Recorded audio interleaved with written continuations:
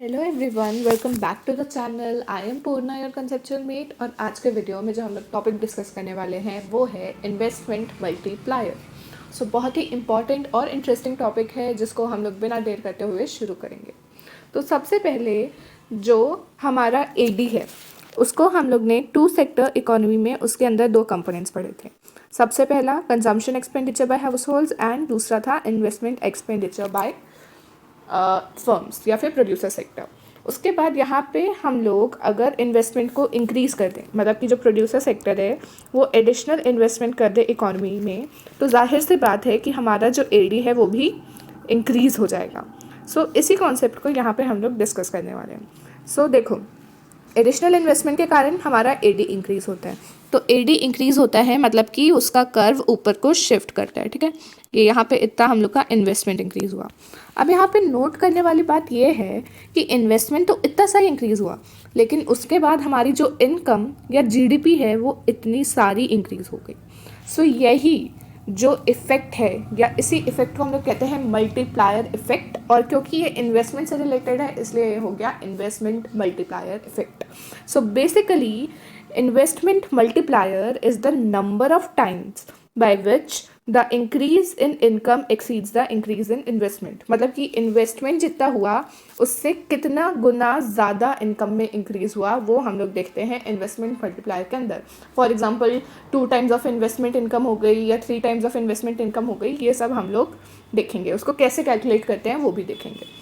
अब investment multiplier की value को कैलकुलेट करने के लिए हमारे पास बेसिकली 3 फॉर्मूले होते हैं। ठीक है, सबसे पहला फॉर्मूला होता है इन्वेस्टमेंट मल्टीप्लायर का डेल्टा वाई। एक सेकेंड, डेल्टा वाई मतलब कि जो इनकम में चेंज हुआ या एडिशनल इनकम में जो चेंज हुआ अपॉन डेल्टा आई मतलब कि जो एडिशनल इन्वेस्टमेंट की इकोनॉमी में। तो बेसिकली हम लोग ने जो एडिशनल इन्वेस्टमेंट की उसके रिस्पॉन्स में जो इनकम में चेंज हुआ या इनकम में जो एडिशन हुआ उसको हम लोग कैलकुलेट करते हैं ऐसे। तो हम लोग का डेल्टा आई मतलब कि इन्वेस्टमेंट में चेंज डिनोमिनेटर में जाता है और डेल्टा वाई मतलब कि इनकम में चेंज वो न्यूमरेटर में जाता है।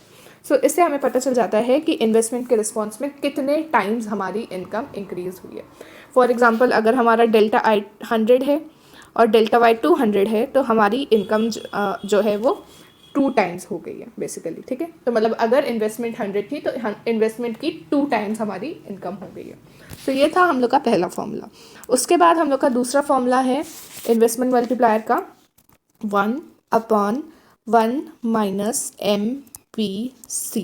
ठीक है, MPC हम लोग ने प्रीवियस वीडियो में डिस्कस किया था कि एडिशनल इनकम का कितना पोर्शन कंजम्पशन के टूवर्ड्स जाता है वो हम लोग MPC में मेजर करते हैं। ठीक है, MPC का फॉर्मूला क्या होता है हम लोग का delta C upon delta Y. ठीक है, बेसिकली अभी यहाँ पे ये फॉर्मूला उतना रेलिवेंट नहीं है, लेकिन हम लोग बेसिकली MPC इन्वेस्टमेंट मल्टीप्लायर में MPC के कॉन्सेप्ट की बात कर रहे हैं। इन्वेस्टमेंट मल्टीप्लायर की बात करें तो उसमें जो हमारा MPC का फॉर्मूला होता है उसमें इन्वेस्टमेंट मल्टीप्लायर जो होता है उसमें हमारा फॉर्मूला होता है 1/1 माइनस MPC। ठीक है, और 1 माइनस MPC हमें पता है MPS होता है। क्यों? क्योंकि MPC plus MPS is equals to 1 होता है। तो बेसिकली यहाँ पे हम लोग 1 माइनस MPC को MPS से रिप्लेस कर सकते हैं। इसी के साथ हमारा तीसरा फॉर्मूला बन जाता है 1/MPS। ठीक है, इन्वेस्टमेंट मल्टीप्लायर को कैलकुलेट करने के लिए हम लोग ने 3 फॉर्मूले देखे। सबसे पहला delta Y upon delta I, उसके बाद आता है हम लोग का 1/1 माइनस MPC, उसके बाद हमारा एक और आता है 1/MPS।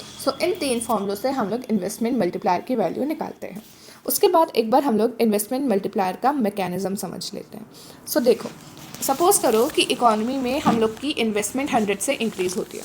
हम लोग फर्स्ट राउंड में अज्यूम कर लेते हैं कि ये जो भी 100 से इन्वेस्टमेंट इंक्रीज़ हुई है वो इनकम है। मतलब बेसिकली हम लोग उसको इनकम में इंक्रीज़ है इनकम में चेंज कंसिडर कर लेते हैं। इनकम या तो हम लोग कंज्यूम करते हैं और या तो हम लोग सेव करते हैं। इनकम का जो पोर्शन हम लोग कंज्यूम करते हैं बेसिकली वही हमारी नेक्स्ट राउंड में जाके इनकम बन जाती है। ठीक है, मतलब कि अगर हमारे फर्स्ट राउंड में 100 की इनकम थी, उसमें से अगर हम लोग ने 50 कंज्यूम किया तो जो हमारी नेक्स्ट राउंड में इनकम होगी वो भी 50 होगी। बेसिकली जितनी इनकम हम लोग कंज्यूम करते हैं वही हमारी नेक्स्ट राउंड में जाके फिर से इनकम बनती है। जो हम लोग सेविंग करते हैं वो इनकम नहीं होती। ठीक है, यहाँ पे ये जो 50 है ये हमारा फिर से इनकम बन चुका है। उसके बाद यहाँ पे एक चीज़ और, यहाँ पे हम लोग को हमारे MPC की वैल्यू कितनी मिल रही है, 0.5। कैसे, डेल्टा C मतलब कि 50 अपॉन डेल्टा Y मतलब कि 100, तो हमारी MPC की वैल्यू 0.5 है, ठीक है। उसके बाद यहाँ पे फिर से वही हो रहा है कि जो हमारी 50 इनकम है उसका हम लोग 25 रख ले रहे हैं और 25 कंज्यूम कर ले रहे हैं। तो ये जो 25 कंज्यूम किया वो नेक्स्ट राउंड में जाके फिर से हमारी इनकम बन गई। तो अगर इस क्वेश्चन की बात करें तो ये हमारी प्रोसेस कब तक कंटिन्यू होगी, जब तक हमारा ये जो इनिशियल इन्वेस्टमेंट का वैल्यू है 100, ये किसके इक्वल हो जाए, टोटल सेविंग्स के, और जो हमारी टोटल इनकम है वो इनिशियल इन्वेस्टमेंट का 1/1 माइनस MPC टाइम्स हो जाए, मतलब कि 1/1 माइनस 0.5, क्योंकि हमारा MPC यहाँ पे 0.5 था। सो 1/0.5 इज इक्वल्स टू 2। तो मतलब कि जब हमारी इनिशियल इन्वेस्टमेंट जो है वो 2 टाइम्स हो जाएगी तब हमारा आ जाएगा टोटल इनकम का वैल्यू, और उस टाइम पे हमारी जो ये इन्वेस्टमेंट मल्टीप्लायर की पूरी प्रोसेस है वो कंप्लीट हो जाएगी, ठीक है। सो उसके बाद ये था हम लोग का पूरा मल्टीप्लायर का कॉन्सेप्ट, और ये जो अभी हम लोग ने कॉन्सेप्ट डिस्कस किया ना, इसको हम लोग कहते हैं फॉरवर्ड एक्शन ऑफ मल्टीप्लायर। मतलब कि जब इन्वेस्टमेंट में इंक्रीज होने के कारण इनकम में मल्टीपल टाइम्स इंक्रीज होता है तो उसको कहते हैं हम लोग फॉरवर्ड एक्शन ऑफ मल्टीप्लायर, और जब इन्वेस्टमेंट में डिक्रीज होने के कारण इनकम में मल्टीपल टाइम्स डिक्रीज होता है उसको हम लोग कहते हैं बैकवर्ड एक्शन ऑफ मल्टीप्लायर, ठीक है। सो ये एक दो छोटे से टर्म्स थे, इनको भी हम लोग एक बार समझ लेते हैं तो अच्छा रहता है। सो ये था पूरा हम लोग का इन्वेस्टमेंट मल्टीप्लायर का कॉन्सेप्ट। आई होप ये आपको अच्छे से समझ आया होगा। इससे रिलेटेड नोट्स आपको डिस्क्रिप्शन में मिल जाएंगे वीडियो के, वहाँ से आप इजीली एक्सेस कर सकते हो। अगर आपको ये वीडियो यूजफुल लगा then do stay tune for more such upcoming content. Till then, good bye.